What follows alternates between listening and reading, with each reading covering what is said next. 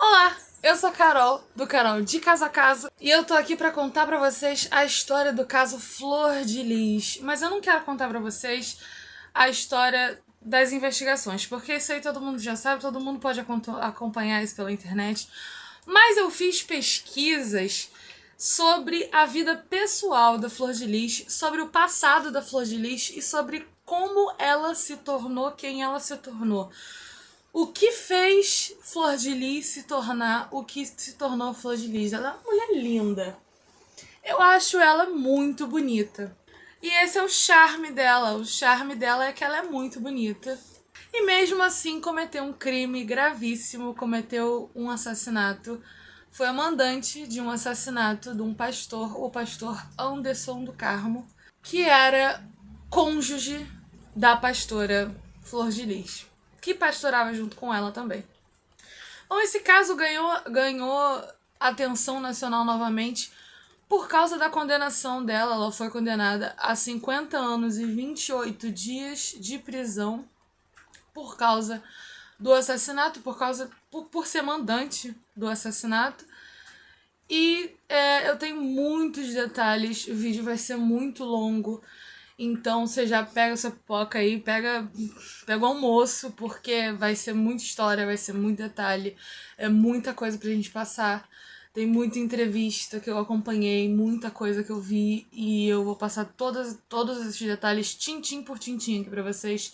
Vocês vão entender quem era Flor de Lis, o que ela construiu, como ela construiu, de onde ela veio, tudo isso. Tudo isso eu vou explicar agora pra vocês. Esse é o primeiro vídeo do canal, então é muito importante que você deixe o seu like, que você se inscreva, que você comente, que faça todas essas coisas do YouTube aí, porque assim a gente consegue fazer o canal crescer e eu consigo trazer mais casos interessantes para vocês. Eu não quero trazer só casos do Brasil, eu quero trazer casos do mundo inteiro, casos interessantes e caso que tem uma cobertura, infelizmente, que só tem cobertura em inglês. E eu sinto falta desse nicho, do nicho True Crime no YouTube brasileiro. Então essa é a minha proposta, isso é o que eu quero fazer e é isso que a gente vai começar a fazer a partir de agora. A Flor de Lis, ela teve origem, a origem dela, ela nasceu no Jacarezinho a uma mulher chamada Carmozina. Que na verdade o nome dela não era Carmozina, era Calmozina. Só que daí ela dizia que Deus falava com ela, que chamava ela de Carmozina. Então ela passou a se chamar de Carmozina e assim todo mundo começou a se chamar, a chamar ela de Carmozina. No começo assim da história mesmo, a Carmozina ela adota uma sobrinha. E talvez seja daí que começa a botar ideia na cabeça da Flor de Lis dela adotar crianças, assim. Talvez seja uma coisa que vem da mãe, alguma coisa assim. A gente não tem como saber, gente. Eu não sou psicanalista aqui pra dizer pra vocês se foi por isso que ela começou a adotar um monte de criança, mas esse negócio de adoção vem de muito tempo. Essa sobrinha que a mãe da Flor de Lis adota, a mãe dessa menina tinha morrido no parto. E há rumores de que a Flor de Lis também teria sido adotada a brasileira, que é quando você pega o filho de... Assim, acontecia muito isso antigamente. As mães não tinham condições de cuidar, e daí você dava o seu filho a alguém para que essa pessoa cuidasse do teu filho para você. Daí esse filho passava a ser dessa pessoa. Apesar dessa história da Flor de Lis ter sido adotada ser um rumor, se realmente ela foi adotada, explicaria muito da animosidade que existe entre ela e a mãe, que é uma coisa que eu também vou explicar aqui daqui a um tempinho, daqui a um pouquinho. A Carmozina, ela acaba tendo mais 2 filhos depois dessa filha adotiva, dessa sobrinha que ela adotou. Ela acaba tendo 2 mais filhos e ela se casa com um homem chamado Francisco, que se apaixona por ela e que não se incomoda dela ter mais 2 crianças além da já adotada. A Carmozina, ela era muito religiosa, ela era da igreja evangélica também. E o Francisco seguiu os passos dela, se tornando também pastor ali da igreja, se tornando um membro da igreja dela, se convertendo à religião dela. O escritor do livro que saiu agora em 2022 sobre a Flor de Lis, o Ulysses Campbell, ele relata que entrevistou toda a família da Flor de Lis e que ali dentro daquela família é dito que a Carmozinha tinha mania de fazer rituais que não eram muito evangélicos assim, não. Tinha uns rituais de feitiçaria, tinha uns rituais de... A Carmozina, ela fazia rituais satânicos até dentro daquela religião, que não era uma coisa grande, então não tinha muita regulamentação, não era muito regulamentado, era só o que o pastor falava é o que valia.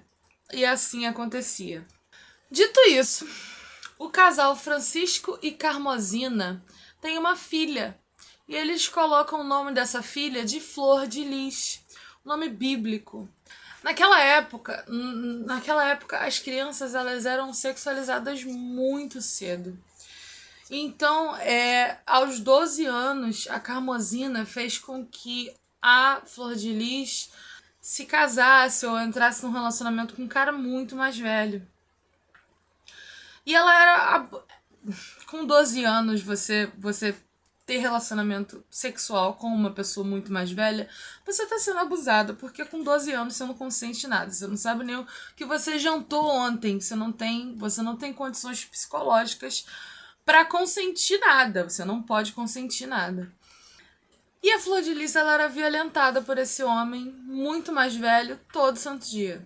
Os casamentos eram feitos para que você melhorasse de vida, e isso com crianças, com adolescentes, com pessoas muito jovens.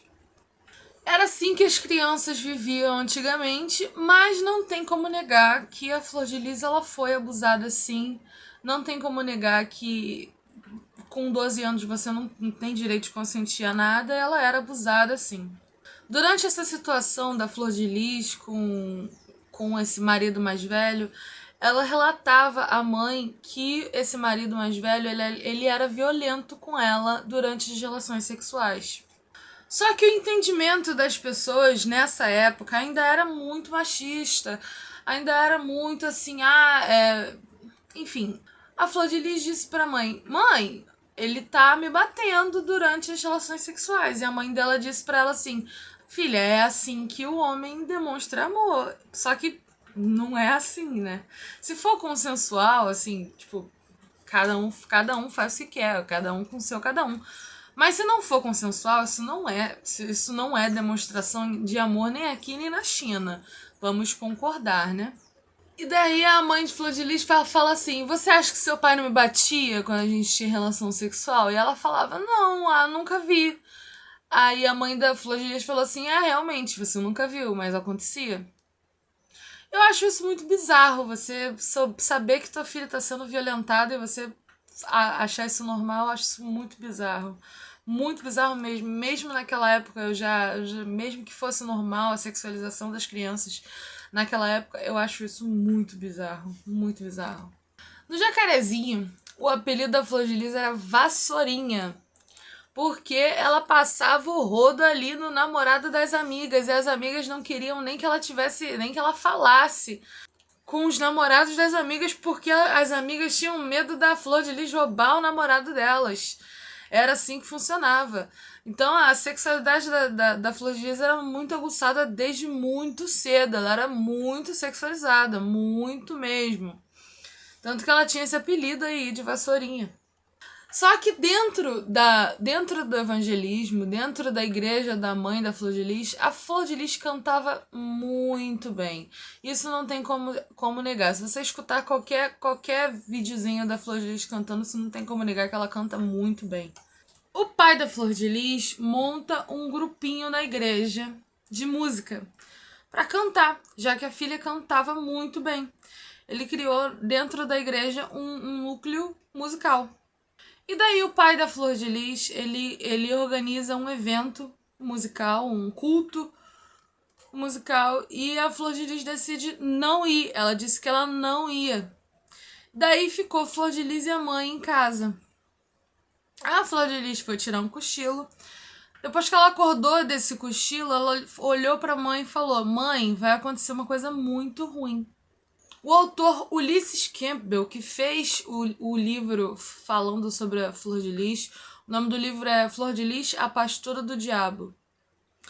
E ele relata que a mãe de Flor de Lis tinha avisado ao pai da Flor de Lis que não viajasse porque a filha tinha visto que ia acontecer alguma coisa muito ruim, mas ele era cético, ele debochava das habilidades premonitórias da Flor de Lis e da mãe da Flor de Lis também.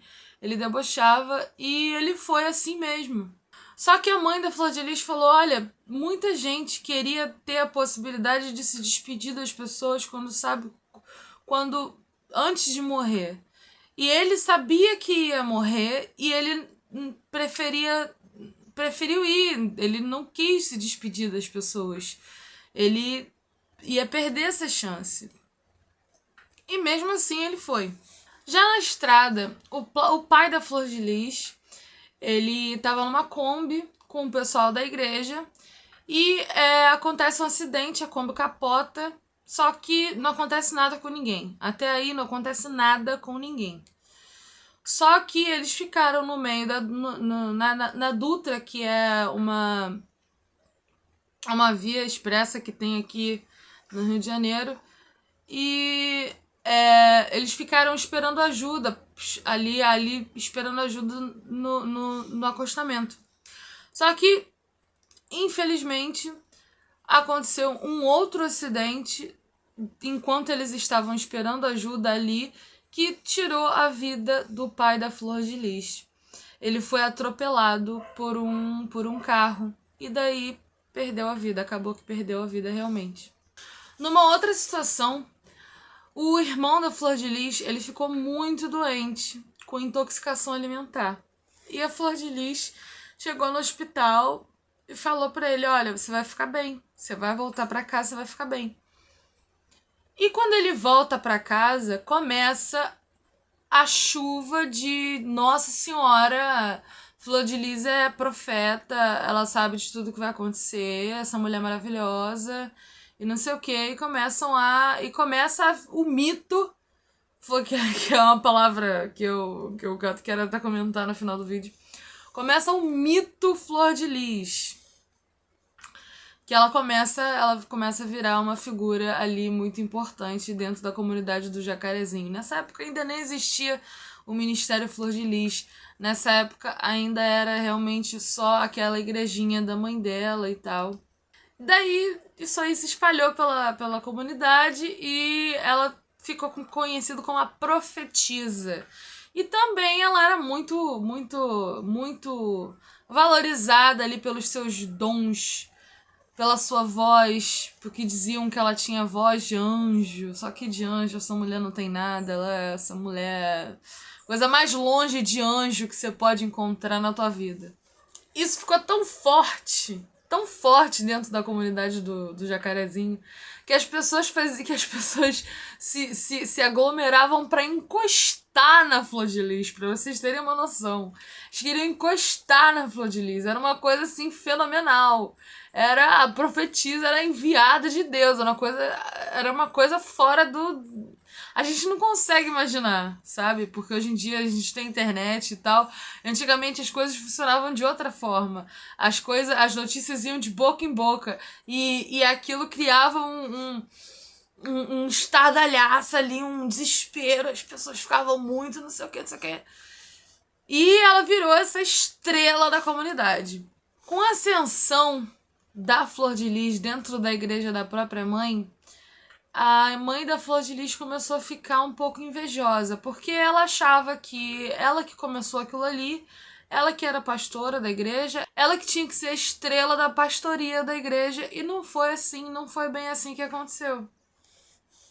Acabou que a mãe da Flor de Lis começou a ficar com inveja, e aí começou alguns problemas entre elas duas, E essa animosidade que continua desde lá da infância, né? Essa animosidade entre as duas. Aos 19 anos, a Flor de Lis se casa e tem 3 filhos. O casamento não dura muito porque teve traição da parte dela. E ela disse que ela contou para todo mundo que o marido tinha fugido e que tinha abandonado ela com os filhos, o que não é verdade. Que esse pastor com quem ela se casou também foi entrevistado e ele disse que não era verdade, ele tentava procurar os filhos, mas ela não deixava, enfim. É um comportamento normal de manipulador, né? Ele conta a história que ele quer, a história que vai ser mais produtiva para ele, que vai ser mais interessante para ele contar.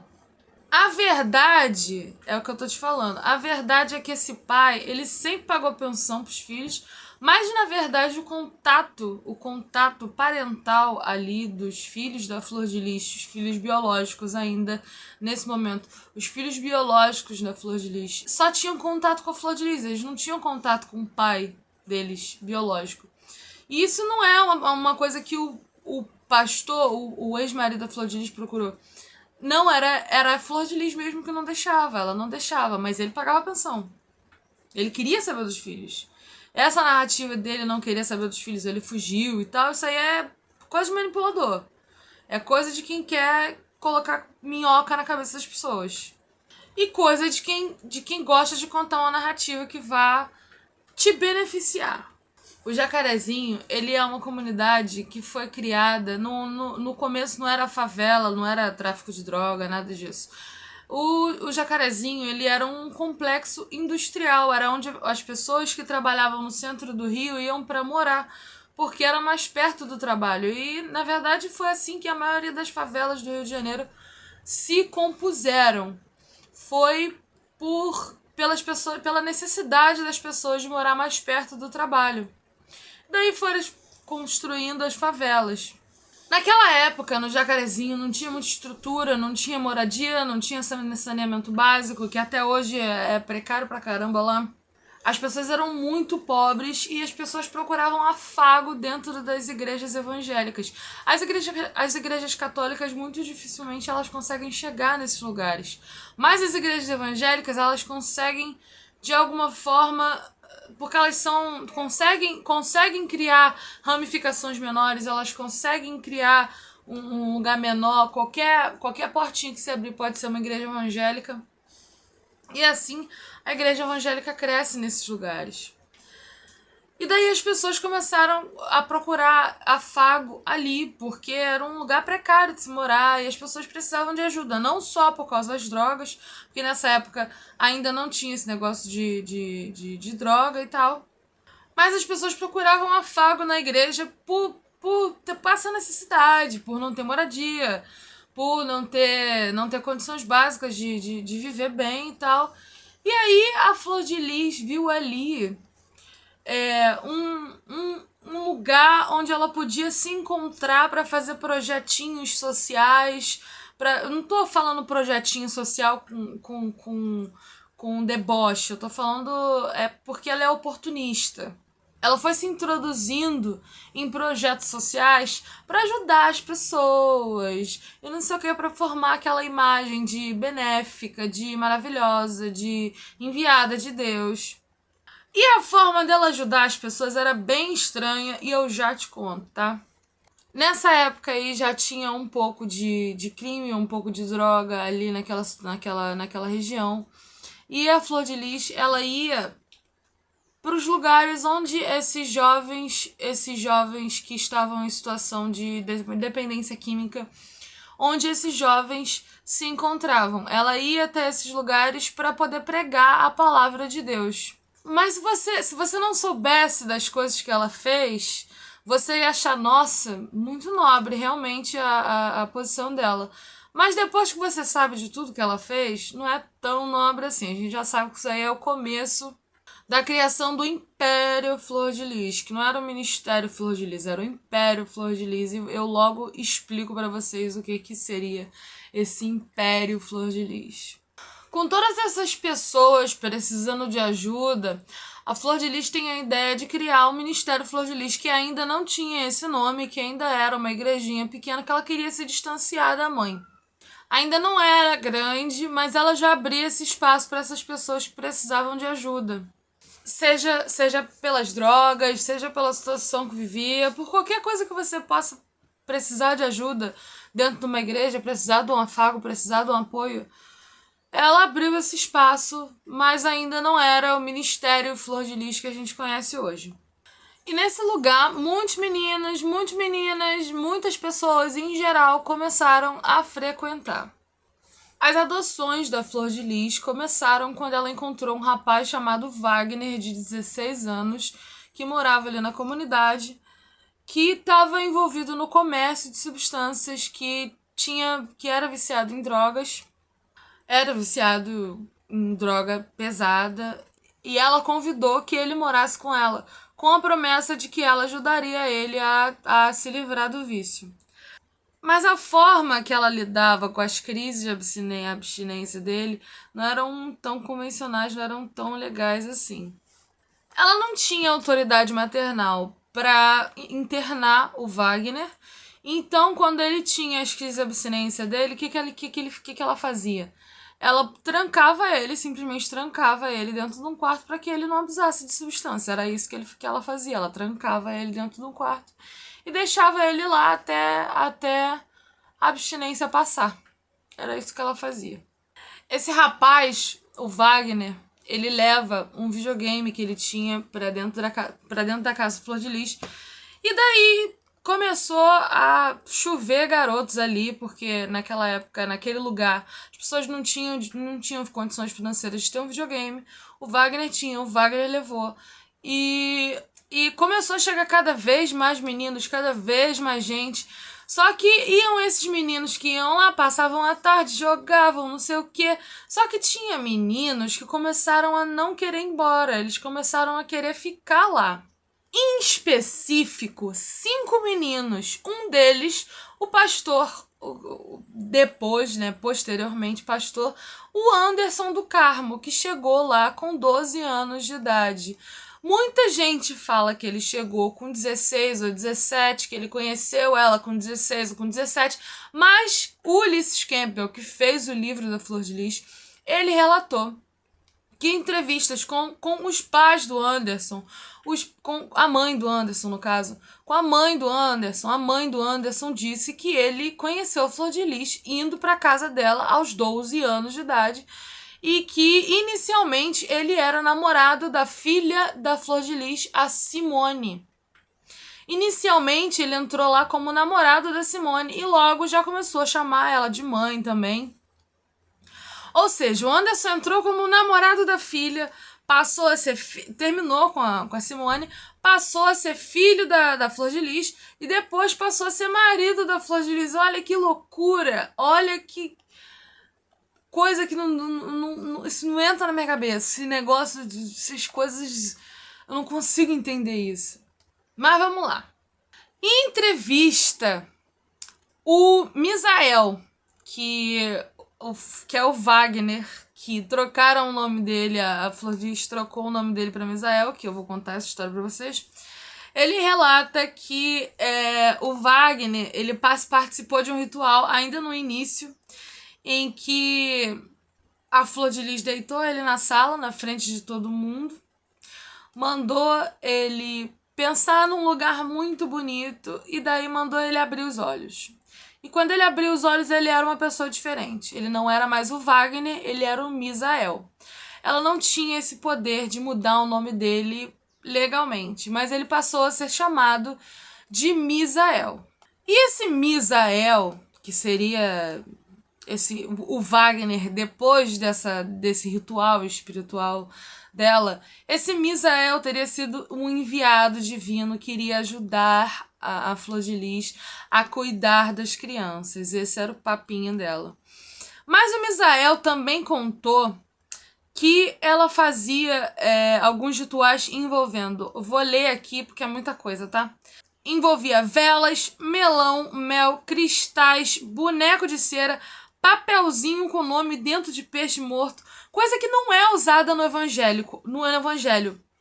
Olha, tem muito mais uma coisa de ocultismo aí, uma coisa de muita religião misturada, porque quem faz sacrifício animal são se eu não me engano, se eu estiver falando merda, me corrige, mas eu acho que quem faz ritual com sacrifício animal é o candomblé, não é a igreja evangélica. Quem faz ritual com melão, com mel, essas coisas, isso aí é coisa de bruxaria. Então tem coisa de bruxaria, tem coisa de satanismo, tem coisa de candomblé, tem tudo misturado ali. É uma mistureba danada e esse era o evangelho que ela pregava. Era o evangelho que ela criou da cabeça dela, esses rituais, essas coisas que a gente não nem imagina o que é. Tipo assim, são coisas da cabeça delas, não são coisas verídicas, não é uma religião verídica, uma religião regrada, uma religião que existe de verdade. Ela mesma inventou o evangelho dela e ela dizia que aquilo ali era o evangelho, sendo que o evangelho nem vela não usa, né? Enquanto esses meninos moravam lá, dormiam na sala, dormiam na cozinha, dormiam na varanda. E todos eles eram induzidos a chamar ela de mãe. O que também indica uma característica muito manipuladora da Flor de Lis. Eu vou tomar um pouquinho d'água porque tá. Já falei pra caramba aqui. Eu não tô nem na metade da história.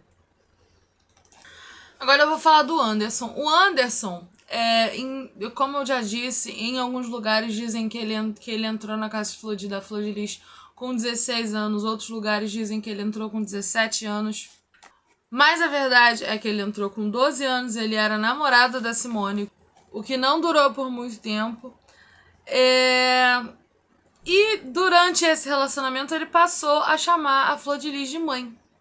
A Simone terminou com ele para ficar com o cara que seria o pai dos filhos dela, que se tornaria o pai dos filhos dela, o André Luiz. Que chega na casa também, numa situação assim, de um negócio de um banho, assim, que eu vou explicar mais pra frente.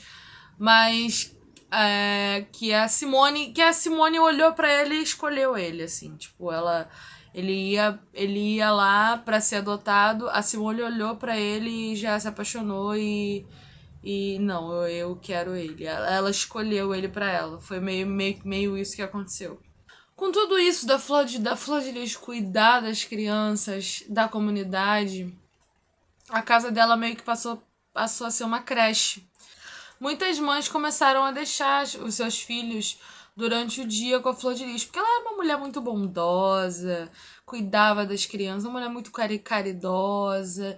Então vou deixar meu filho lá para ela cuidar durante o dia, porque eu preciso trabalhar e tal.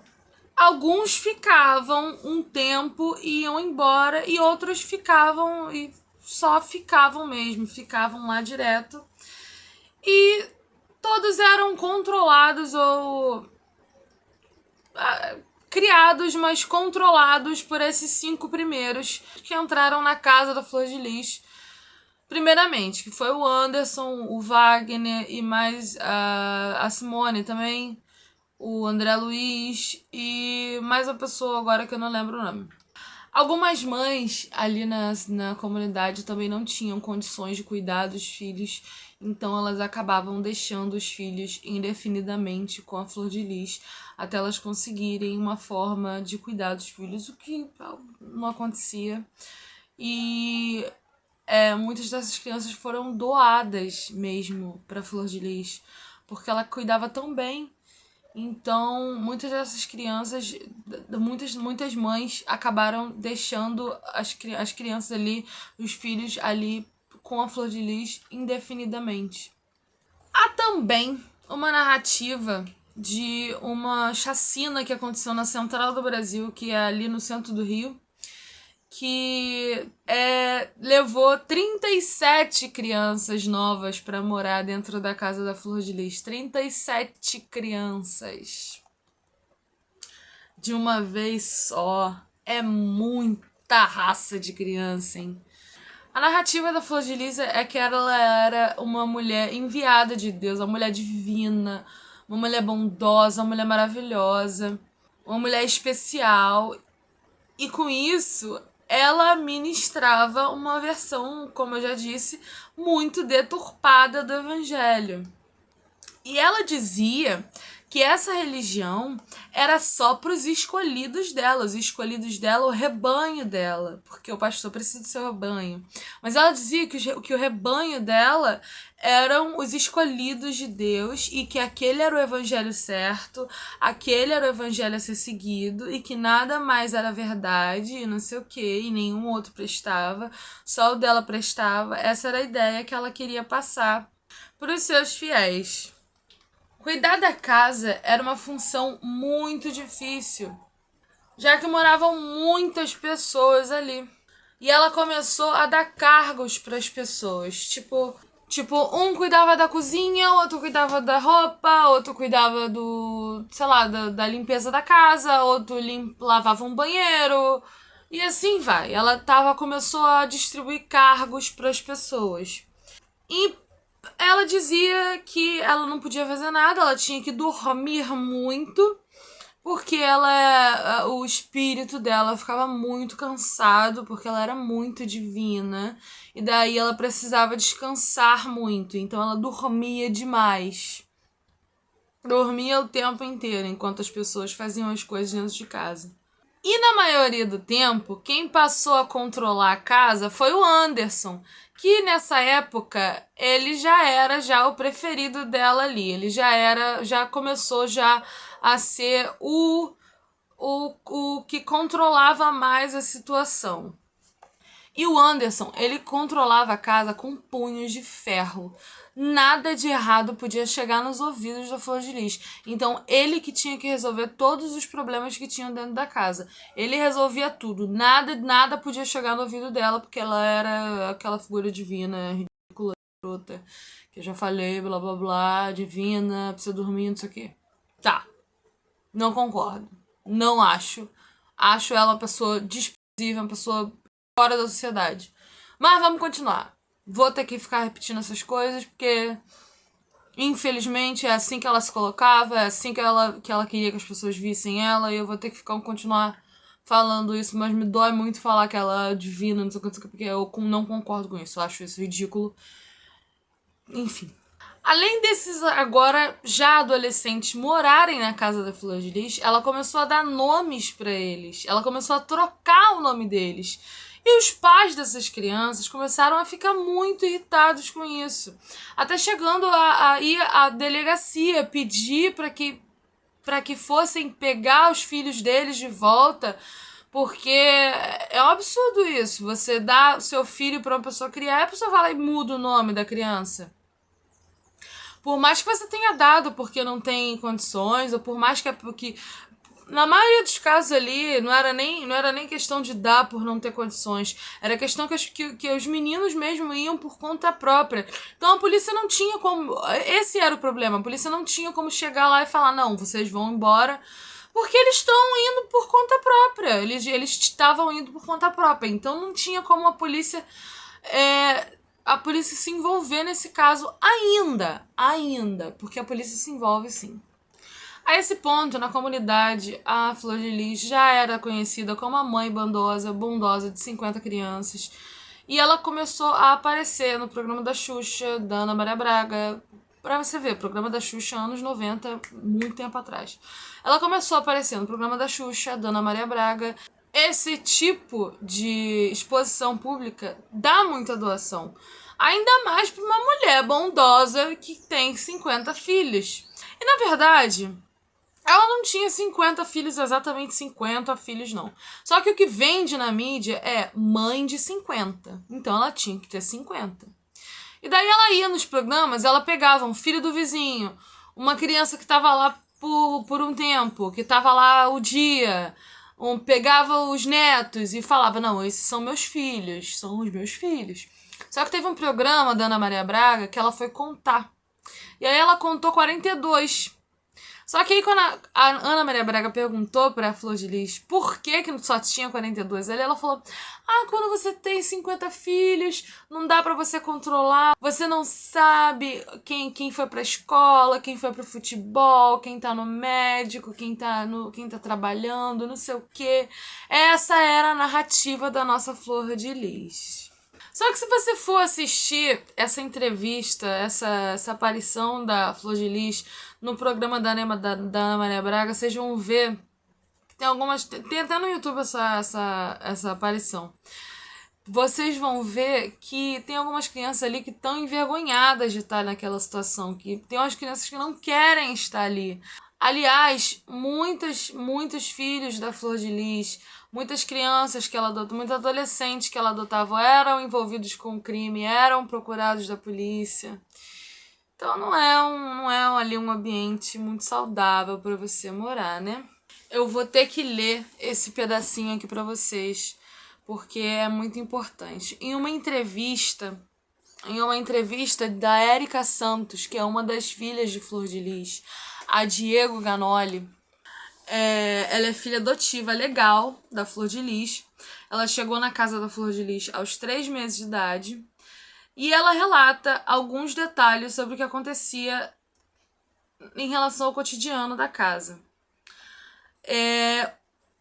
O que ela diz? Os filhos adotivos tinham horário para dormir, para acordar, para fazer tarefas da casa, para comer, para sair, para voltar. Eram totalmente controlados, enquanto os filhos biológicos não tinham nada disso. Acordavam ao meio-dia, já na hora do almoço. Eram realmente tratados de formas diferentes. Isso é o que ela diz. Ela diz que, a princípio, no início, quando a pessoa chegava lá, era recebido com muito amor, com muito carinho, tratado muito bem, mas aí isso aí começava a se esvair. E aí começava a ter mais diferença ali entre os filhos. Começava a ser mais transparente a diferença entre os filhos. Tinha filho ali que comia arroz com arroz. Tinha filho ali que brigava por ovo. Tinha filho ali que estava em condições de alimentação precária.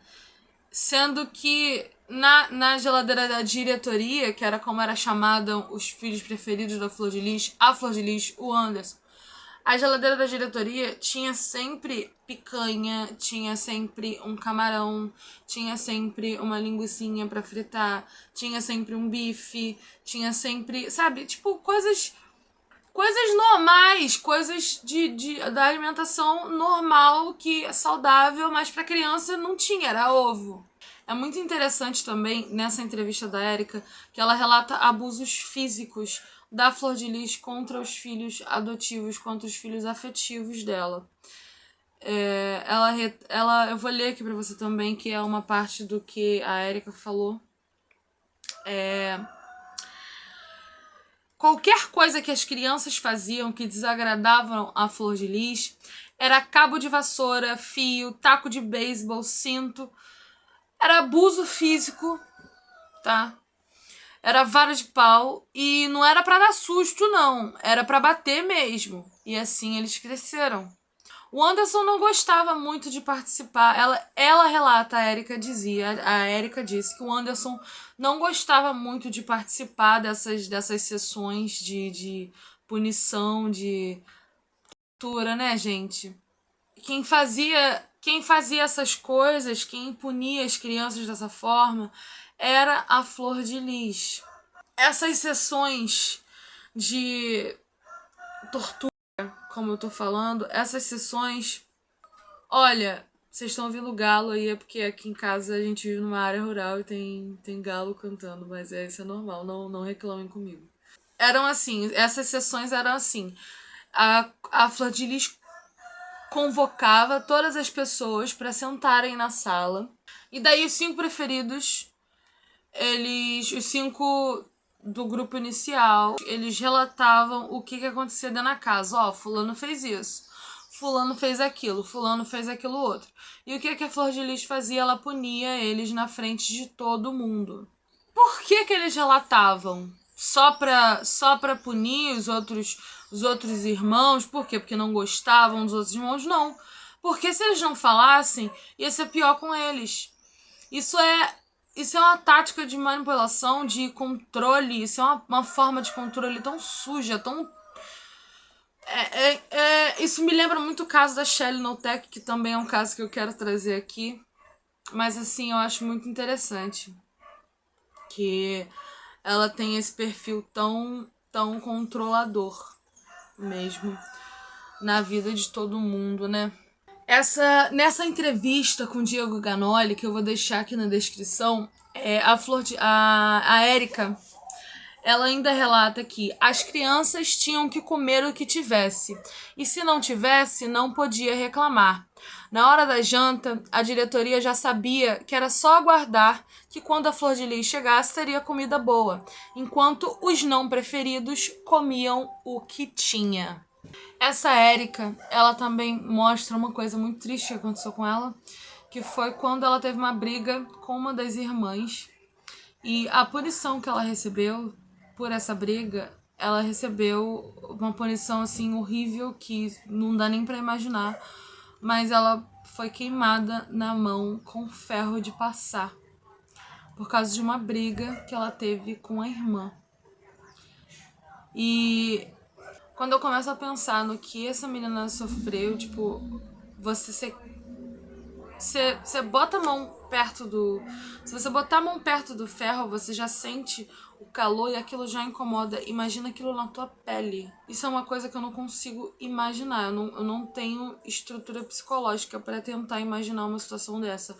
Mas eu sinto muito por isso ter acontecido com ela. E eu fico muito triste que isso aconteceu com ela, porque ela parece ser uma pessoa de boa índole e, assim, depois desse acontecimento também ela saiu da casa porque não tinha condições dela continuar ali, vivendo ali naquela situação depois de ter acontecido isso. Era mais um passo e ela teria sido morta também, o que não é de se duvidar desse pessoal, né? Enfim, vamos lá. Mas chegou um ponto na casa da Flor de Lis que moravam 74 pessoas. Você tem noção do que são 74 pessoas? Cara, 74 pessoas é uma família gigantesca. É tipo a ceia de Natal das ceias de Natal. E isso era todos os dias. Imagina uma ceia de Natal com todos os membros da tua família. Todo mundo. Tipo, até os membros mais distantes da tua família. Imagina isso todo santo dia. Todo santo dia. Você mora todo santo dia com todos os membros da tua família. 74 pessoas é muita gente. Muita gente pra morar numa casa só. Por isso que tem relato de que tem gente que dormia na varanda, tem gente que dormia na cozinha, no quarto, na sala, no banheiro, em todos os lugares, até no teto. Se tiver como morar no teto, dormir no teto, alguém dormia no teto. Mas vamos lá. Agora eu quero falar da questão do banho, que a Flor de Lis dava às pessoas, um banho de purificação que ela dava às pessoas na hora de entrar na casa dela. O Ulysses Campbell, que foi novamente o autor do livro Flor de Lis, A Pastora do Diabo, ele relata que tinha uma espécie de casting para adotar as crianças. Casting é como se fosse uma avaliação, uma escolha mesmo. E daí teve uma situação que uma vez ela procurou uma menina para adotar que tinha um perfil físico que o Flávio, filho dela biológico, gostava. E ela adotou essa menina para ser a mulher do Flávio. E em uma outra situação, que é uma situação ainda pior, ela chamou 3 meninos de rua e ela disse: olha, eu tenho vaga para uma pessoa na minha casa. Mas antes de eu escolher de quem... É tipo isso mesmo. Antes de eu escolher quem de vocês eu vou manter, eu vou dar um banho em vocês de limpeza. Depois desse banho de purificação, a gente vai saber quem é que vai ficar na casa e quem não vai ficar na casa. Esses banhos, eles aconteciam na presença dela, os meninos ficavam pelados. E de acordo com o tamanho do documento do rapaz, ela escolhia quem é que ia morar com ela. E ela escolheu esse rapaz. Ela deu um quarto para um desses rapazes e um colchão. E ela continuou esse ritual de purificação e disse que o próximo passo do ritual de purificação era transar com ela, era fazer sexo com ela. Só que você tá em situação de rua, você transa com mulheres sujas, fedidas o tempo inteiro. Se transar com mulher cheirosa, bonita, como é a Flor de Lis, olha, ela era linda. Se transar com uma mulher bonita, uma mulher cheirosa, é uma coisa assim de outro mundo. E ele ficou apaixonado por ela. Só que numa situação, ela vai até o quarto dele pra transar com ele, só que ele não quer. E aí, o que ela faz? Ela tira o colchão do rapaz e o rapaz tem que dormir no chão frio. Porque ela tirou o colchão que ela tinha dado pra ele, só porque ele não quis transar com ela. Então ela usava do poder dela dentro da casa pra mandar e desmandar, pra fazer o que ela queria com essas pessoas, pra abusar sexualmente.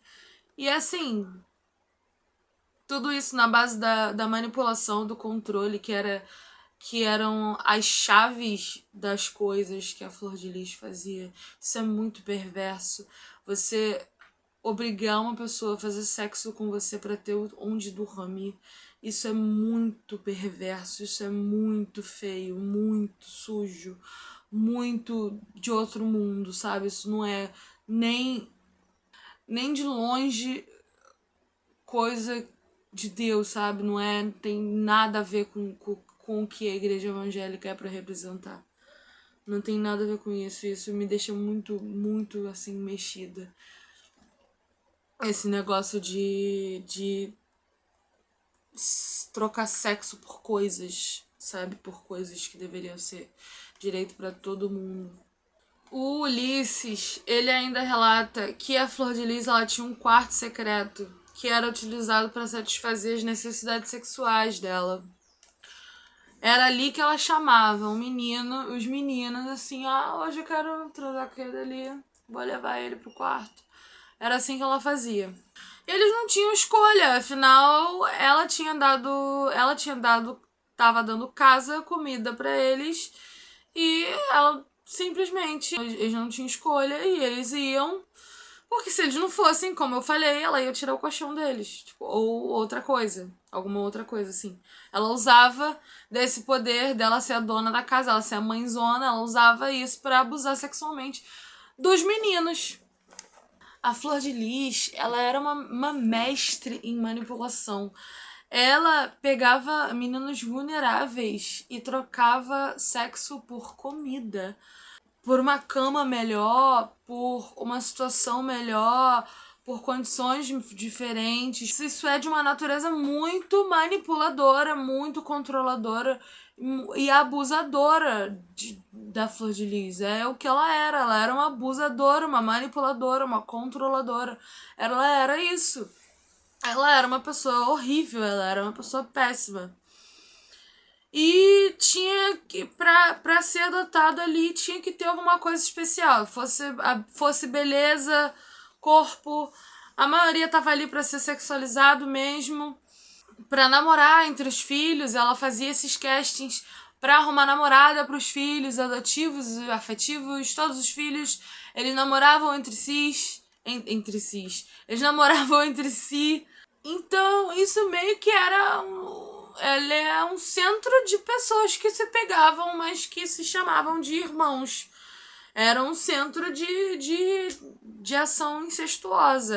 É isso que acontecia ali. Mas vamos lá, vamos voltar à história da exposição na mídia.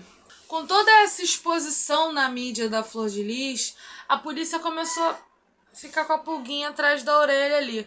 A polícia começa a investigar porque a polícia tá desconfiada de que isso seja um esquema para arrecadação de dinheiro. Porque, como eu já disse, a exposição na mídia, ela dá origem a muita doação. A polícia pede a documentação desses filhos adotivos. Como ela não tinha, ela começa a fugir com esses filhos adotivos. Ela fugiu em duas partes. Teve uma parte que fugiu com fulano, outra parte que fugiu com ciclano, mas fugiram em dois grupos. Só que ela deixou uma bebê para trás, porque essa bebê precisava de cuidados médicos. Ela era uma bebê que tinha problema, ela tinha 3 meses, eu acho.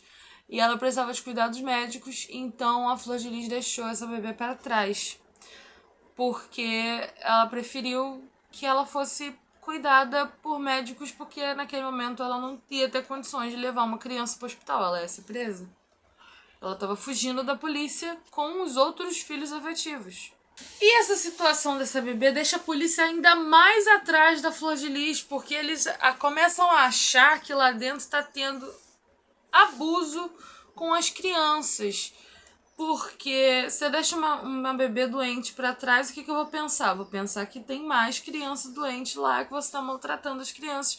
E é isso que a polícia pensou.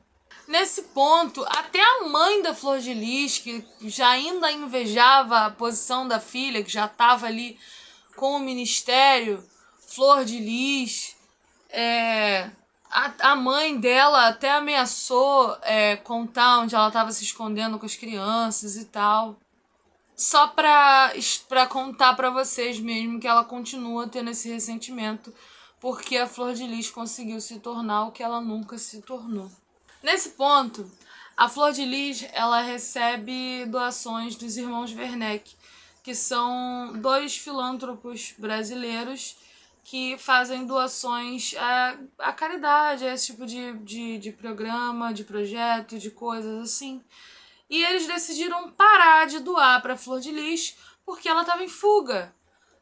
Pô, você tá fugindo, como é que eu vou continuar doando para você? E aí o Anderson foi falar com esses irmãos Werneck e explicar que o problema dela é que ela não tinha acomodação para tanta criança e faltava documentação também dessas crianças.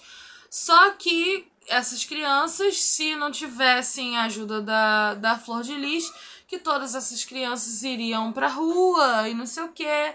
E aí eles decidiram voltar a ajudar, mas com a condição de que eles conseguissem, arrumassem uma casa pra Flor de Lis ficar junto com os filhos. O juizado pedia uma casa que desse acomodação para essas crianças, e o problema deles era esse. Então, o que acontecendo? E os irmãos Werneck, então, conseguem essa casa, só que essa casa precisava ser mobiliada. Eles mesmos mobiliaram a casa para Flor de Lis, e daí ela conseguiu ficar ali com os filhos dela, para que ela ficasse com os filhos dela. Depois deles conseguirem a casa, o juizado entende que se não for Flor de Lis, eles vão para as ruas, então eles decidem que é melhor deixar as crianças com a Flor de Lis, e ela até consegue a adoção legal de 13 desses filhos afetivos. Então, 13 desses filhos passam a ser filhos legítimos, não legítimos, filhos adotivos legalmente da Flor de Lis. Nesse momento é criado o Ministério Flor de Lis. Nesse momento o Ministério Flor de Lis começa a tomar mais força. Com a ausência de uma figura paterna dentro da casa, a igreja aumentando de forma assim estrondosa, a Flor de Lis, precisando criar uma imagem imaculada da mulher perfeita, da família perfeita, ela decide que ela precisa se casar com o Anderson. E começa a mandar as crianças chamarem o Anderson de pai. Até então, o Anderson era irmão deles, mas agora eles tinham que chamar o Anderson de pai, porque eles se casaram, tudo legal e tal.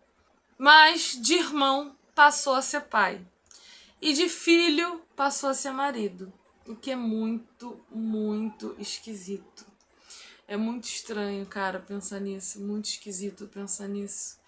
É de uma coisa assim que parece um filme. Parece que não acontece isso.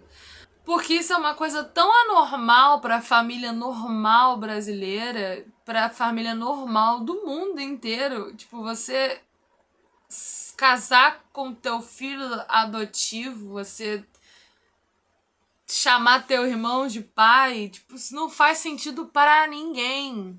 A Flor de Lis e o Anderson, eles eram adeptos do amor livre, ou seja, a Flor de Lis tinha o namoradinho dela, o Anderson tinha a namoradinha dele, eles iam em casa de swing, eles faziam trisal, eles ficavam com quem eles quisiam, com quem eles queriam, e isso eles gostavam de as aventuras sexuais, eles gostavam de um negocinho diferente.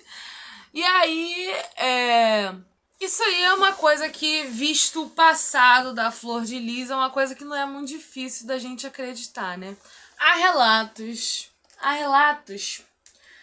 que não são comprovados, mas que a gente pode acreditar aí, porque por causa por causa da sexualidade aguçada deles dois, a gente pode acreditar que sim. Há relatos de que o Anderson tinha relação com transexuais, de que ele tinha relação com homens também, o que não é problema nenhum, tipo, ser bissexual, e daí eu também sou. Mas isso só explana mais ainda como eles eram sexualmente aguçados, como o sexual para eles era muito importante, como eles tinham essa energia sexual, esse negócio, esse sex appeal, esse tá, não sei o quê. Eles se casam no papel direitinho, mas o que é passado para os fiéis é que o Anderson se apaixonou pela Flor de Lis num dia que ele foi num dia que ele foi na igreja, aos 17 anos, que ele olhou para ela e ele falou: "Aqui que eu vou amarrar meu burro". Só que na verdade eu já contei para vocês o que aconteceu, né? Ele conhecia, blá blá blá blá, namorado de Simone, isso aqui. Tá. Só que a história que é passada aos fiéis é que ele conheceu a Flor de Lis aos 17 anos, se apaixonou por ela e aí eles se casaram. Essa história, a história de verdade, não podia sair para o povo da igreja. Não podia sair que ele era ex-namorado da filha da biológica da Flor de Lis. Não podia sair isso, porque isso ia escandalizar. Isso aí é um absurdo. Então se formou aquela figura de família perfeita, de família cheia de amor, e na verdade não tinha nada disso, né? Depois do casamento, o Anderson e a Flor de Lis tocavam a igreja juntos. E a Flor de Lis ela queria se aprumar para ser uma grande estrela. Ela não queria mais fazer só showzinho nas igrejas. Ela não queria mais fazer só culto. Ela queria ser uma estrela. Queria expandir sua carreira musical. E aí, quando ela começa a cuidar dos dentes, começa a colocar peruca, aí começa a se cuidar, começa a ficar bonitona e não sei o quê. Olha, tá, beleza, mas tirando tudo isso aqui, tirando toda essa maquiagem aqui, ela é feia pra c... Mas ela é arrumadinha, tá? Eu acho ela bonita, arrumadinha, mas sem estar arrumadinha ela é feia pra cacete. Enfim, até porque ela é uma puta, não merece elogios, não. Agora, com a família perfeita, com o marido apaixonado, com 55 filhos, era simplesmente a hora ideal para ela virar essa estrela. Era a imagem da perfeição, era a imagem divina, da família divina. A Flor de Lis virou uma das maiores cantores gospel do Brasil. Ela levava milhões de pessoas aos shows dela. Show nas igrejas, as igrejas lotavam de pessoas. Ficava com gente até do lado de fora da igreja. Cada vez mais chamando mais fiel. E esses fiéis pagando cada vez mais dízimo. E trazendo muito dinheiro para a vida de Flor de Lis. Só que o problema é que quem cuidava do dinheiro do Ministério Flor de Lis não era ela, era o Anderson. Esse é o problema inicial de tudo. Talvez, se ela tivesse tomado conta das finanças da igreja, do Ministério Flor de Lis, da carreira artística dela, talvez se ela tivesse tomado ela mesma conta das finanças dela, talvez o Anderson tivesse vivo, porque toda a motivação foi para ela retomar o controle da vida dela, né?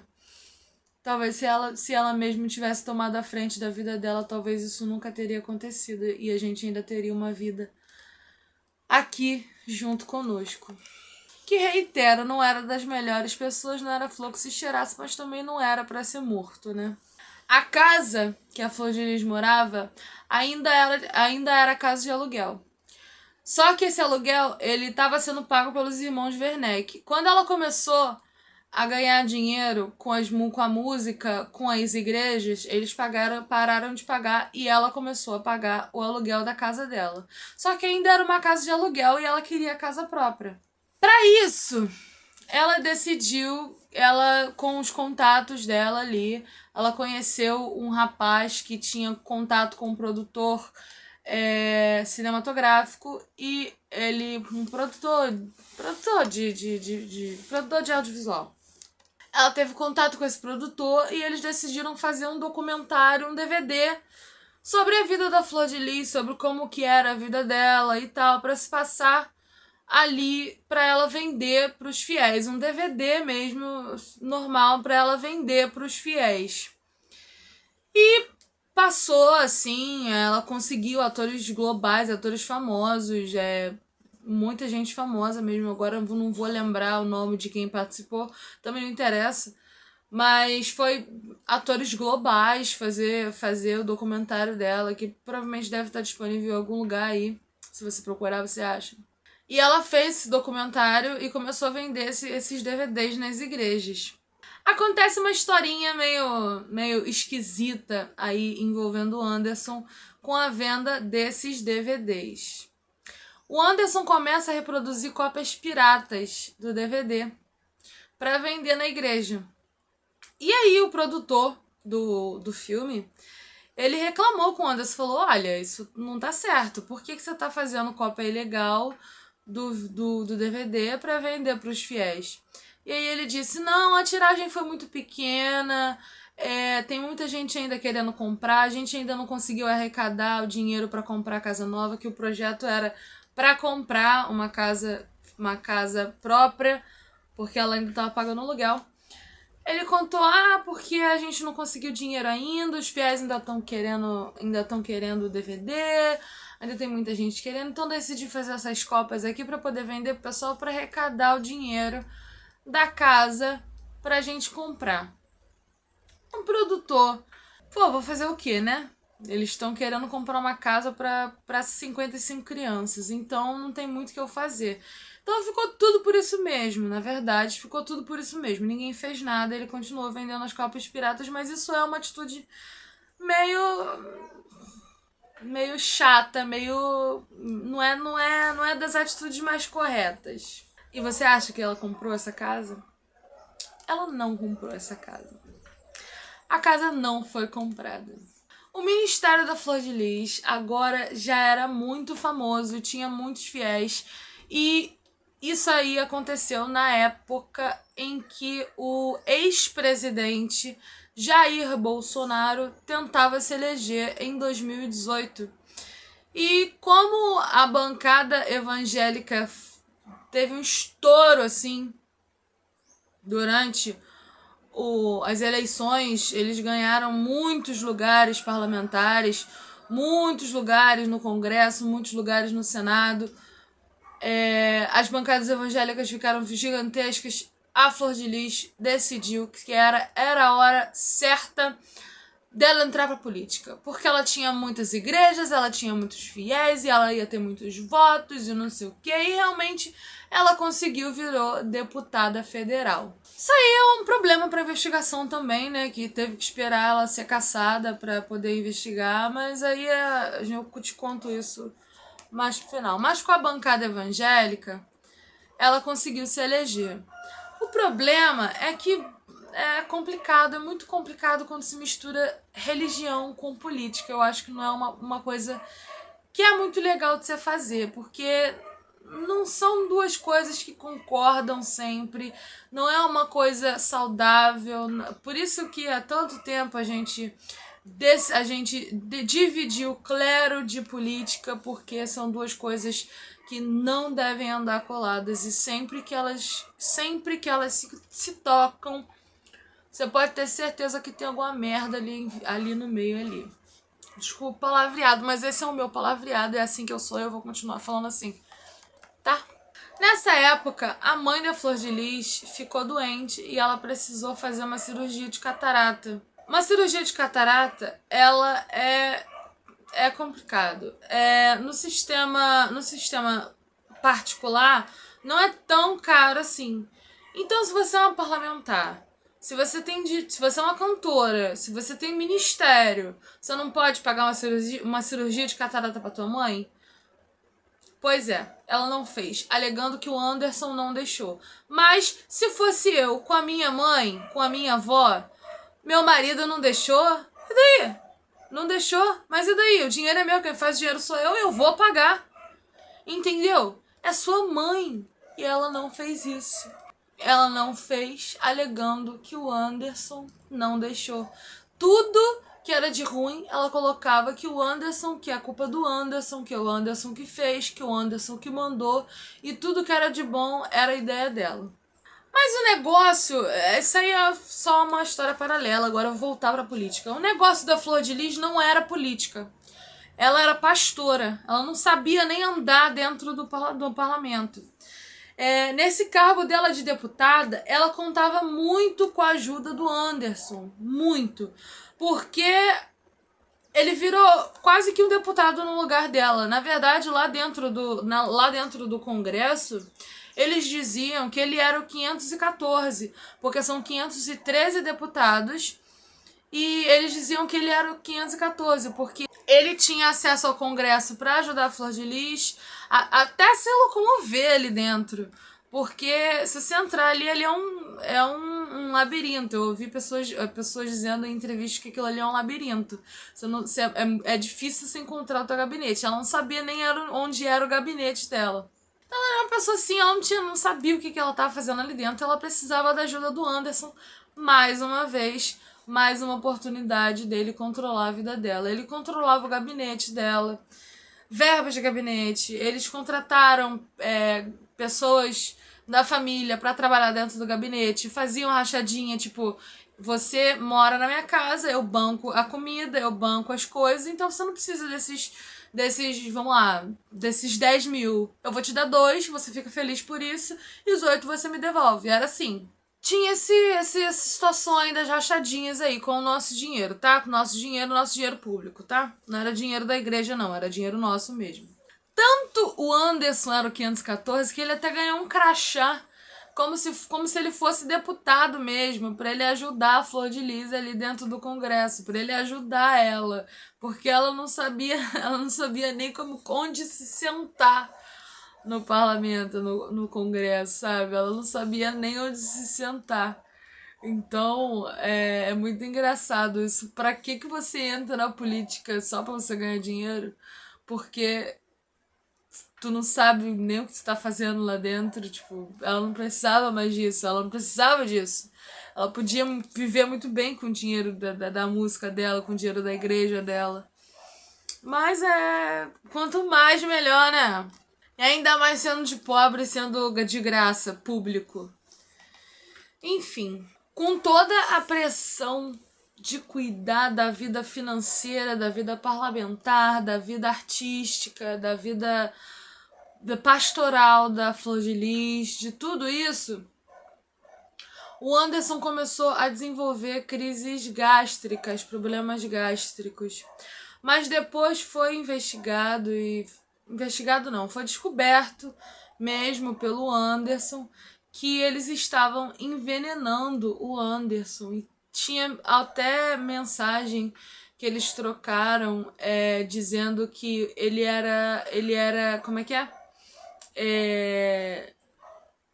O cara é ruim mesmo, não morre, que não sei o que, não morre de ruim. Alguma coisa assim, é tão ruim que não morre, alguma coisa assim. Eles estavam envenenando o Anderson e ele chegou aí 6 vezes no hospital com intoxicação alimentar, com problema gástrico. Então eram tentativas recorrentes contra a vida dele. Eram tentativas o tempo inteiro contra a vida dele. Numa dessas situações, esses problemas gástricos começaram em 2016. Não foi depois da Flor de Lis virar deputada, não. Isso começou em 2016. Quando o ministério da Flor de Lis começou a explodir. E ele sempre chegava no hospital muito ruim. Ele estava emagrecendo demais. Vestia 44, foi para 38. Ele emagreceu demais. E ele estava sendo envenenado ali pela Marzi, que era uma cozinheira que cuidava ali da cozinha. Que era filha adotiva do casal. Que teria tido um desentendimento com o Anderson por causa de dinheiro ou alguma coisa do tipo. Há muitas versões sobre esse desentendimento, mas também não importa. O que importa é que ela estava tentando envenenar o cara. Ela tentou envenenar o cara milhões de vezes e ele foi para o hospital 6 vezes por causa disso, como eu já falei. Eu vou avançar um pouquinho aqui, contar já da parte das investigações, porque esse pedaço aqui é para eu não ter que mencionar lá no final.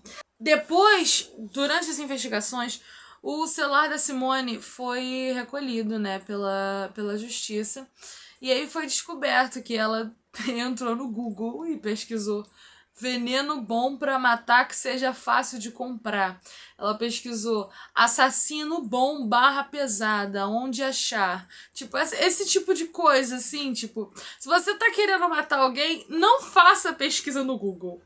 Porque se achar... A coisa mais fácil é achar o que tu pesquisou no Google. E se achar ali que tu pesquisou alguma coisa referente a como matar alguém, pode ter certeza que você vai ser o primeiro suspeito. Então não façam pesquisa no Google antes de matar alguém. Quer dizer, nem mate ninguém. Mas se você for fazer isso, não pesquise no Google porque vai dar merda pra você. O Anderson descobre essa situação do envenenamento. Como ele descobre isso? A Flor de Lis, ela pega o tablet do Anderson e aí, nesse tablet, ela escreve no bloco de notas, escreve algumas instruções. Escreveu de como se fosse um desabafo, assim, falando que tinha que se livrar dele, porque ele estava controlando a vida dela, e não sei o quê. E escreveu assim, não sei o que, dar um franguinho pra ele. Ela pegou esse arquivo do bloco de notas e enviou a Marzi. Marzi? Né? Depois que ela entregou esse arquivo, ela enviou esse arquivo pra Marzi, ela apagou o arquivo do bloco de notas. Só que quando você apaga um arquivo no seu celular, no teu tablet, se você tiver armazenamento, ele vai para lixeira quando você apaga. Se você apagar da lixeira, se você tiver armazenamento, o arquivo vai continuar ali. É só procurar que você acha.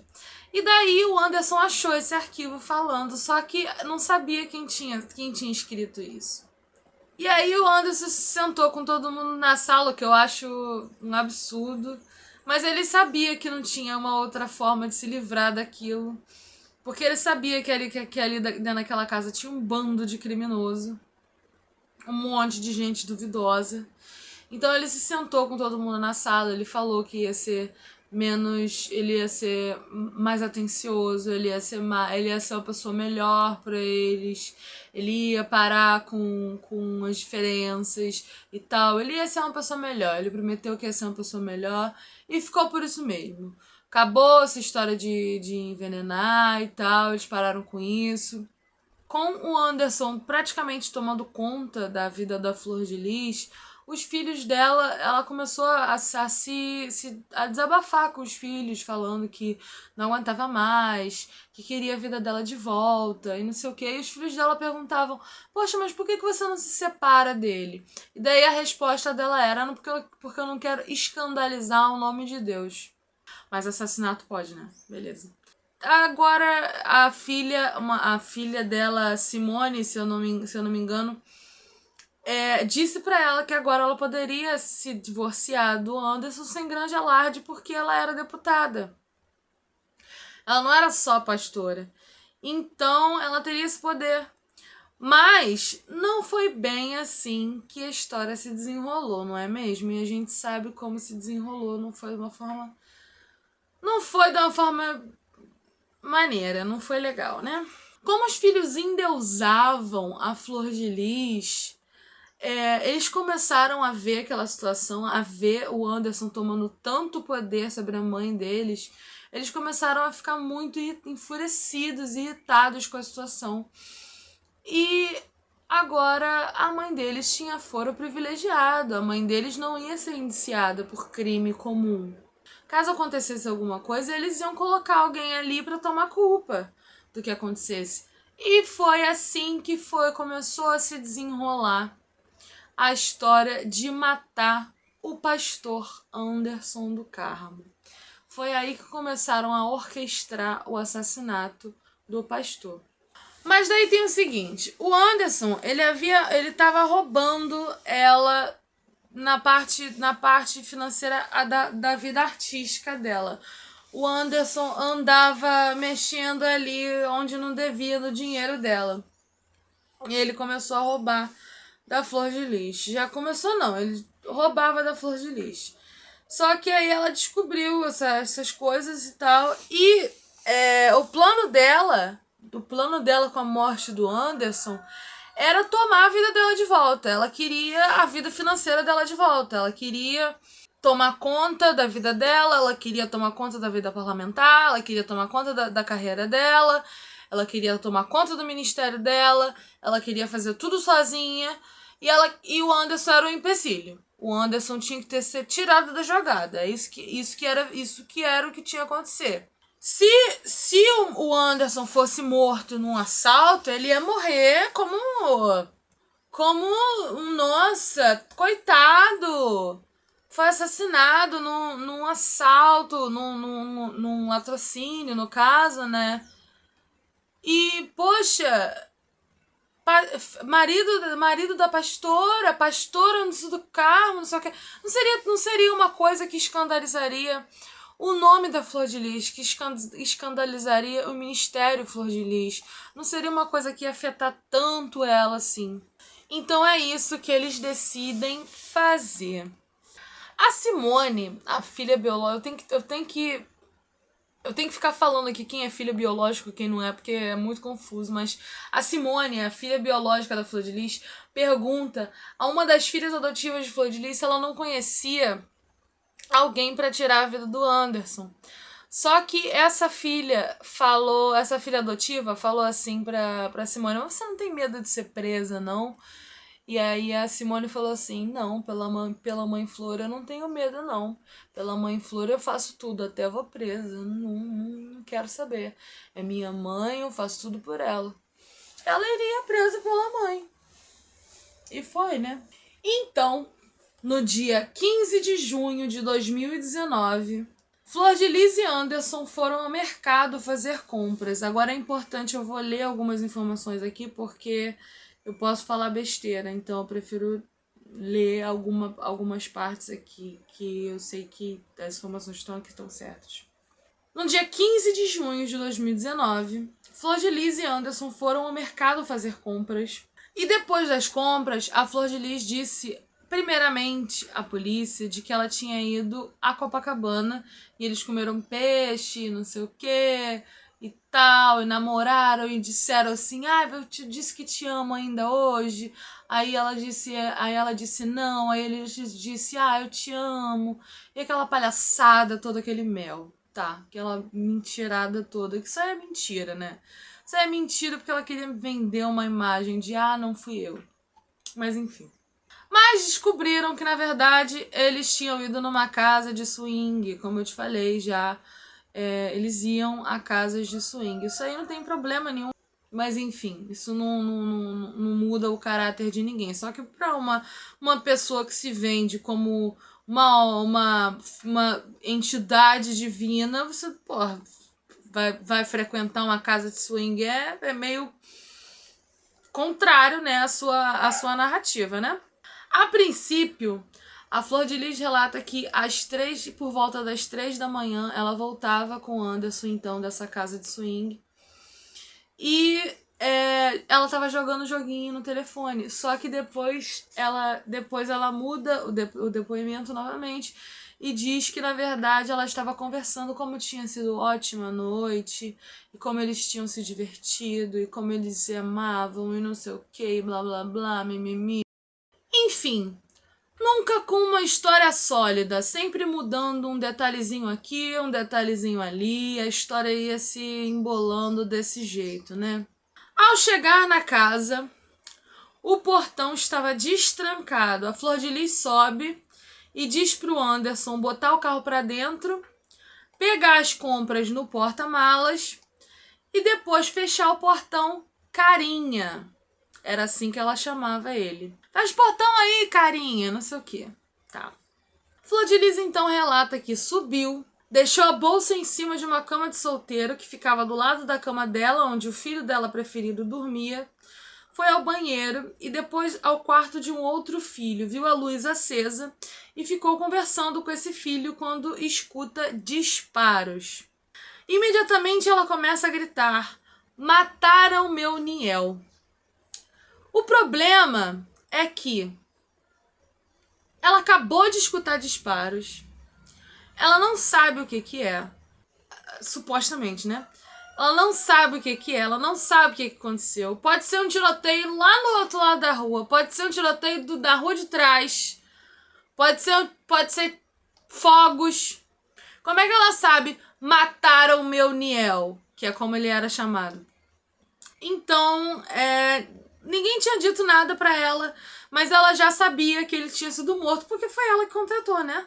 As pessoas começaram a chamar o SAMU, a polícia, mas um dos filhos dele coloca ele no carro e leva ele pro hospital. Só quando chega no hospital, ele claramente já tá morto e já é dado como morto. E ela fica lá, na recepção, desesperada: "Eu quero ver meu Niel, quero falar com meu Niel, cadê meu Niel, que não sei o que, eu quero meu Niel, meu Niel, meu Niel." E esse meu Niel, essa coisa, isso me irrita, porque é de uma falsidade, de uma mentira, de uma falsidade, que falsidade é uma coisa que, nossa senhora, é de uma frieza, de um cálculo, de uma dissimulação que eu vou te contar. É difícil eu engolir essa história. O Daniel, que é filho biológico Anderson com a Flor de Lis, ele disse em depoimento, ele disse que ele notou na mãe dele, no dia nesse momento da recepção, ele notou na mãe dele uma expressão, um jeito assim, que ele nunca tinha visto antes. E ele sabia que aquilo ali não era genuíno.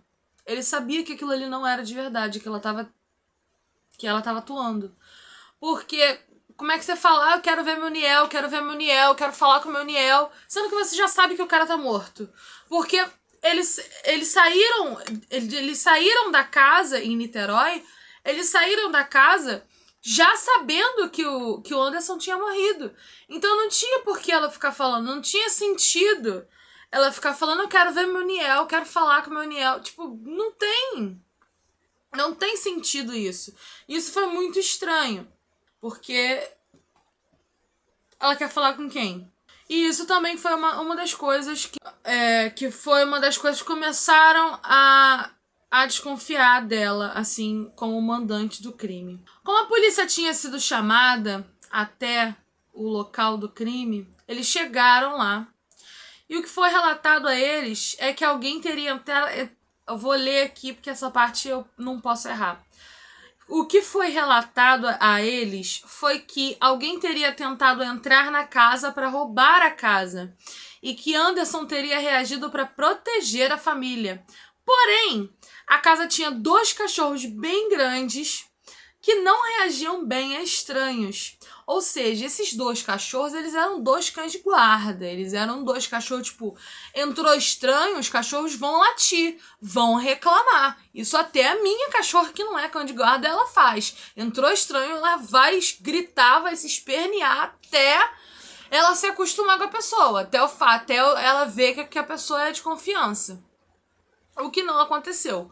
A morte do Anderson foi dentro de casa. Esses cachorros eram para ter reagido, mas não reagiram.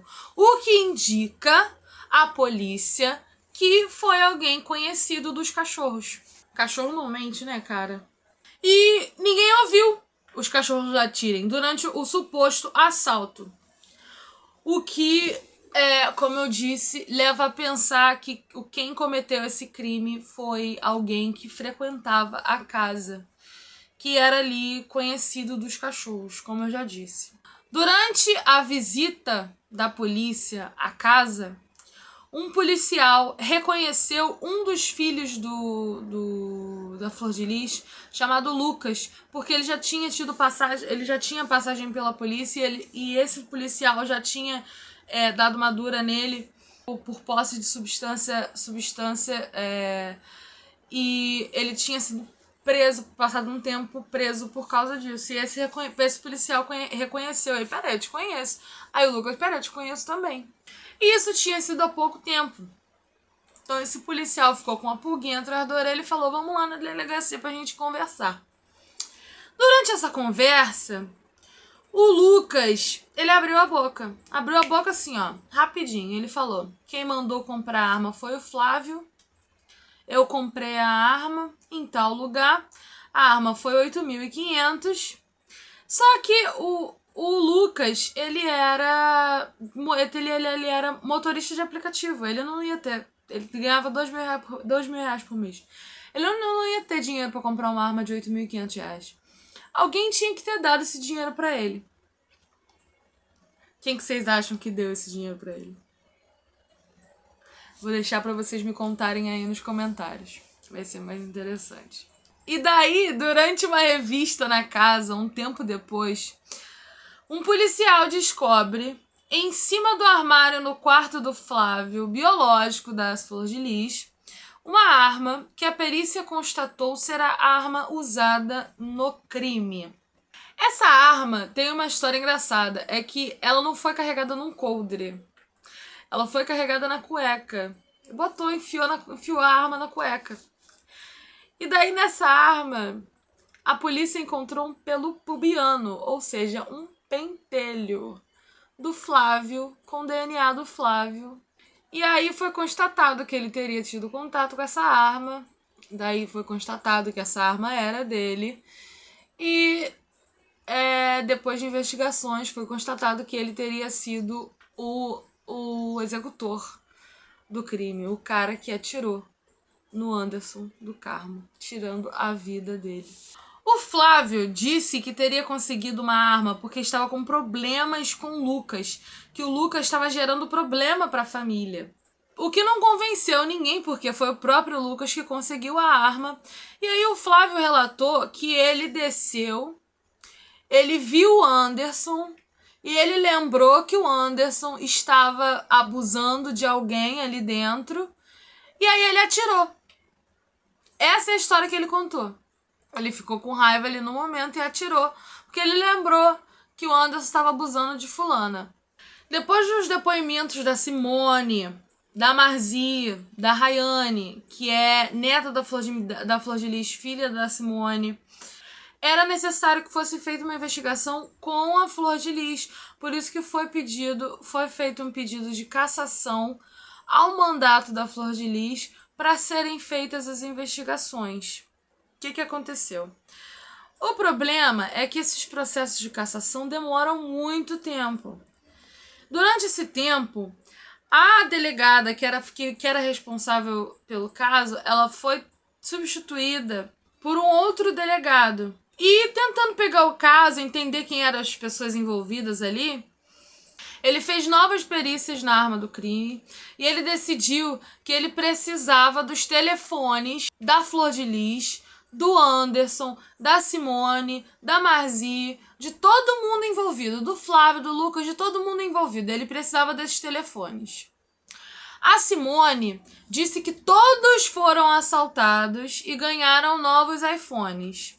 Só que depois a polícia descobriu que a Simone jogou todos esses telefones no mar e que nunca mais que ela mesma disse: eu joguei os telefones no mar e vocês nunca mais vão encontrar esses telefones. A Simone começa a alegar que ela seria vítima de assédio sexual e abuso sexual do Anderson. Só que, como eu contei pra vocês mais cedo, ela é ex-namorada do Anderson. E como ali naquela família, a gente não pode também dizer, não era de lei, não era. A gente não pode duvidar de uma vítima de agressão sexual.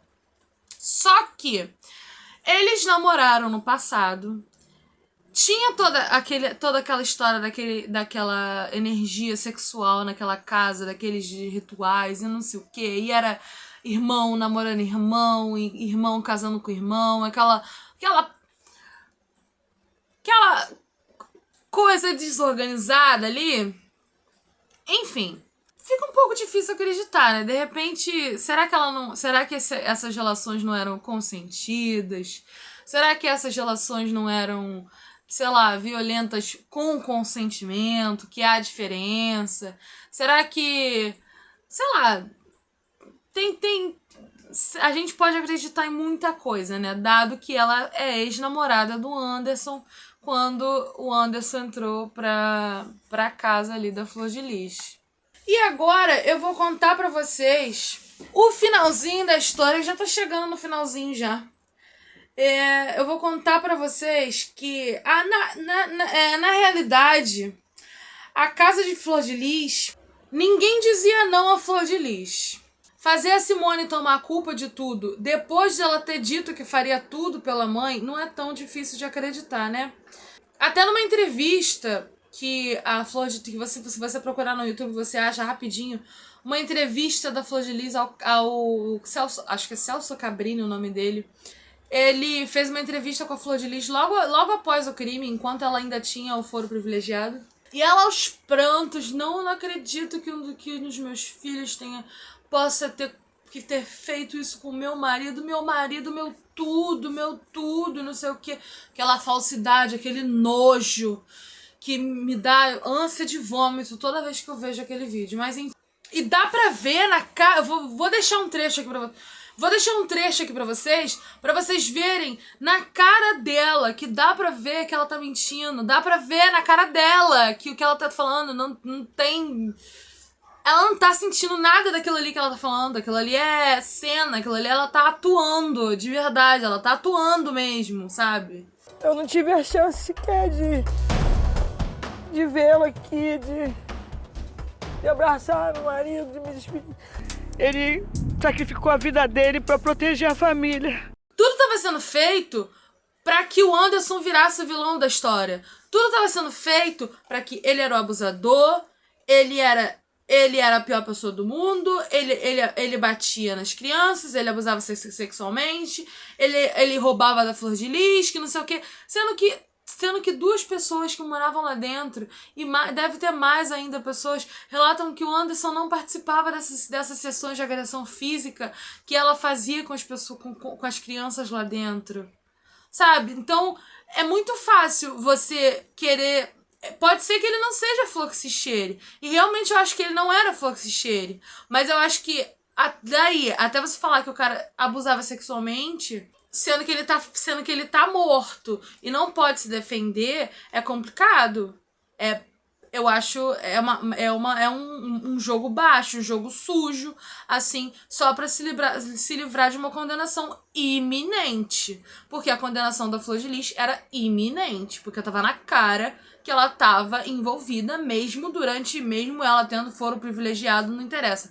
Tava na cara desde o primeiro momento que ela tava envolvida aquilo ali. Até o filho dela desconfiou.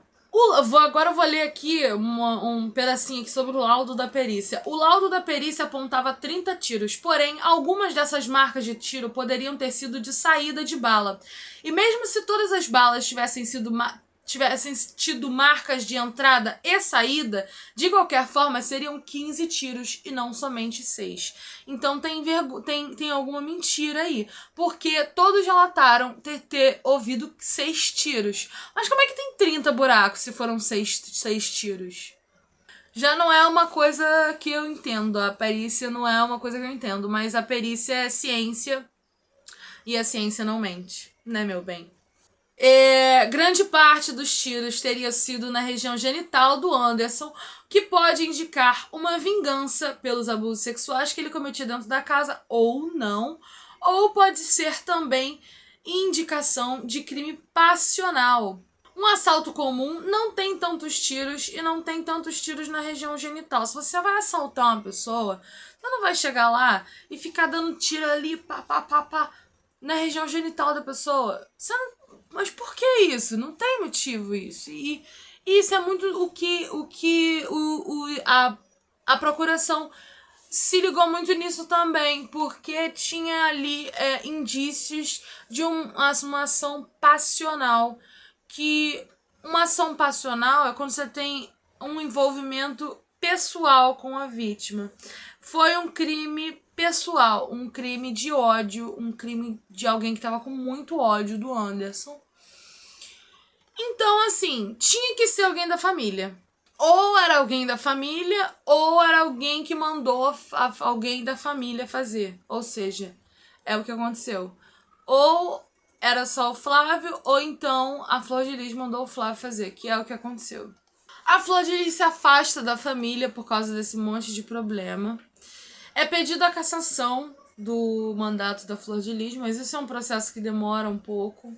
O Lucas e Flávio estavam condenados e estavam presos pelo assassinato. O Lucas por ter conseguido a arma e o Flávio por ter sido o executor dos tiros. A Flor de Lis não poderia ter acesso aos filhos, ela não poderia conversar com os filhos dentro da prisão. Então ela contratou a mulher de um ex-policial militar que estava na mesma prisão que o Lucas e o Flávio. E ela pediu que essa mulher arrumasse um jeito de enviar uma carta ao Lucas para que o Lucas reescrevesse à mão confessando o crime, mas ele não quis fazer isso. E ele disse em depoimento que aquela letra da carta era da Flor de Lis, foi a Flor de Lis que escreveu aquela carta. Ou seja, ela escreveu uma carta para ele copiar a carta, confessando o crime, para livrar ela e a Simone. Mas nessa época ela já estava sendo caçada.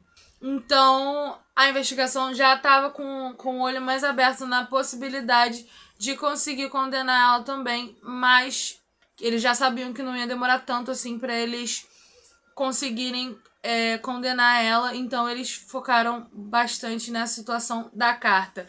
Tanto que a ex-mulher desse policial ela foi presa por associação criminosa e esse ex-policial ele tomou mais algum tempo de prisão por associação criminosa também. Depois da cassação, ela pode ser investigada pela justiça comum. E o que aconteceu foi que foram descobertas várias conversas no celular da Flor de Lis com vários seus filhos e pelas coisas que ela dizia, não tinha dúvida mais de que ela realmente tinha mandado matar o Anderson do Carmo. Tinha mandado o Flávio conseguir a arma. Tinha ajudado nessa questão do dinheiro para compra da arma. Com certeza foi ela que pagou. Tinha até algumas outras conversas telefônicas que mostravam que ela já tinha tentado, já tinha feito essa tentativa de assassinato contra o Anderson, já tinha tentado contratar outras pessoas para matar o Anderson antes mesmo do acontecido, mas que ela não tinha sido bem sucedida. Uma dessas vezes foi porque o rapaz o cara que ia matar o Anderson no dia foi até a igreja, esperando até a hora do pastor sair da igreja. Só que no dia que ele foi para matar o Anderson na igreja, o Anderson ele trocou de carro, ele foi embora com um carro diferente. Então, teve até uma questão aí de uma ameaça que, não, então eu vou matar você, então, se você não me pagar, que não sei o quê. Que não queriam pagar ele porque o Anderson continuava vivo. Mas enfim. Foram descobertas essas outras tentativas de assassinato, de contratar outras pessoas para matar o Anderson. Durante o julgamento da Flor de Lis, a defesa alegava que a Flor de Lis sofria abuso sexual do Anderson. Só que, como eu falei, ela era uma pessoa muito sexualmente aguçada, ela tinha o sexual muito aguçado. Ela era muito sexualmente ativa. Então, eu não acho que ela não gostava de uma coisa mais selvagem, uma coisa mais assim. E abuso é uma coisa. Agora, ter relação sexual com mais força é diferente. Tem gente que gosta, tem gente que não gosta, tem gente que só sente prazer assim. E eu não tô aqui pra julgar ninguém, não interessa. Mas a defesa queria pintar o Anderson como um monstro, como uma pessoa péssima, horrível. Aliás, o filho Wagner, o Misael, que foi rebatizado aí, Misael, conta numa entrevista que não acredita nesses abusos e que realmente isso era uma estratégia da defesa para tentar reduzir a pena dela ou até livrar ela, mas diante de tantas provas fica impossível. Esse Misael, ele afirma que ele nunca viu o Anderson ser agressivo com ninguém da casa. E o Misael, ele era um dos 5 favoritos ali da Flor de Lis, né? Então, se fosse para ele ver alguma coisa, ele teria visto alguma coisa. Eu não sei se eu confio no depoimento dele, mas ele falou isso em rede nacional. Ele falou isso no programa da Luciana Gimenez, no Super Pop lá, sei lá, esses programas aí de fofoca. Depois de toda a investigação, depois de toda a condenação, o processo, o julgamento, que durou uma semana com 24 depoimentos, ficou realmente impossível negar o envolvimento da Flor de Lis com o mandato do assassinato. Então, ela pegou 50 anos de prisão e 28 dias. Hoje ela tem 60 anos, provavelmente ela vai ficar até o resto da vida presa, se ela não for solta, né? Porque a prisão no Brasil você é solto por bom comportamento, por influência, alguma influência política que você tiver, alguém facilitar a tua vida e tal. É muito, muito fácil ela, velhinha, tá saindo da cadeia. Muito fácil isso acontecer. Daí agora eu vou ler pra vocês aqui realmente só as condenações, que isso é uma parte que eu preciso ser atenta, porque eu não posso passar o número errado aqui. Simone dos Santos Rodrigues, a filha biológica de Flor de Lis, foi condenada pela morte do Anderson a 31 anos e 4 meses. Os filhos afetivos Marzi, André Luiz e a neta Rayane foram absolvidos. A defesa conseguiu provar que eles não tinham participação ativa no homicídio e não haviam provas sobre o envenenamento, então eles não foram condenados, apesar de que teve essa história aí do envenenamento. Não tinha como provar, porque ele não morreu do envenenamento.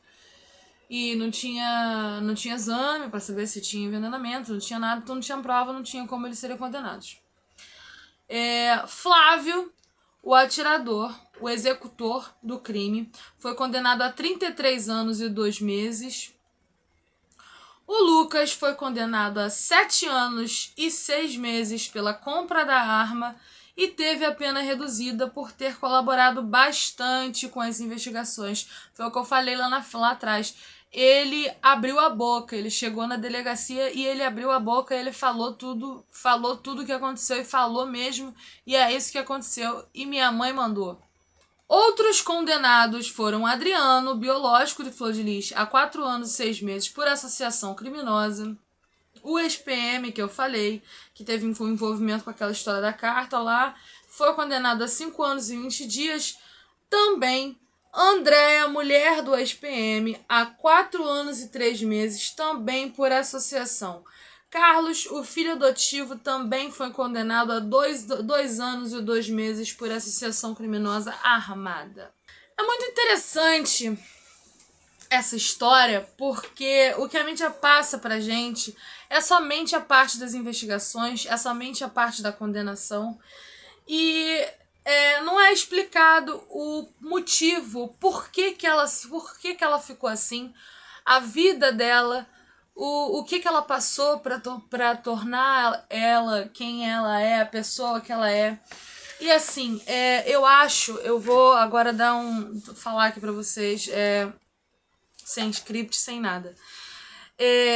Eu acho que quando você é pobre e você se vê, você começa a subir na vida e você se vê numa situação de poder, e quando você se vê numa situação em que aquele poder ele é tirado de você, você se vê desesperado. É aquela velha história do é muito fácil você sair da pobreza e ir para a riqueza, mas é muito difícil você sair da riqueza e voltar para a pobreza. Então, o que eu acho que aconteceu aí foi que a Flor de Lis, ela era muito ambiciosa, mas muito controladora, e ela tinha o desejo, ela tinha a necessidade de ser melhor do que todo mundo, mas não por dinheiro, não por poder. Ela queria ser ela queria ser uma divindade, ela queria ser uma santa. E não tem como você ser santa com esse tipo de pensamento, né? Você não tem como você se denominar santa se tudo que você tá fazendo é pra arrecadar dinheiro. Se tudo que você tá fazendo é pra você ficar famosa, pra você ter poder. Você não é uma divindade, tem até passagens da Bíblia que falam, e eu nunca li a Bíblia, eu sei disso. Tem uma passagem da Bíblia que diz: é mais fácil um camelo passar pelo furo de uma agulha do que um rico passar para o reino do céu. Por quê? Porque é muito fácil você se corromper. Ainda mais quando mistura religião com política. É uma coisa que não dá certo, é uma coisa que não funciona. E tudo que ela queria era o poder dela de volta, tudo que ela queria era a vida dela de volta. Só que o custo do que ela queria era a vida de alguém. E quando a gente fala assim, tirou a vida de alguém, a gente não pensa na expressão, a gente pensa no que aconteceu. A gente pensa que alguém morreu, a gente sabe que alguém morreu. Mas o que é vida pra você? Vida é o que você tá fazendo agora, nesse momento. Você tá assistindo meu vídeo. Vida é o que você vai fazer amanhã, é o que você vai fazer, o que você fez ontem, é o que você vai almoçar mais tarde, é o que você vai jantar mais tarde, são os teus planos para o futuro, é o que você construiu tua vida inteira, é a imagem que você fez.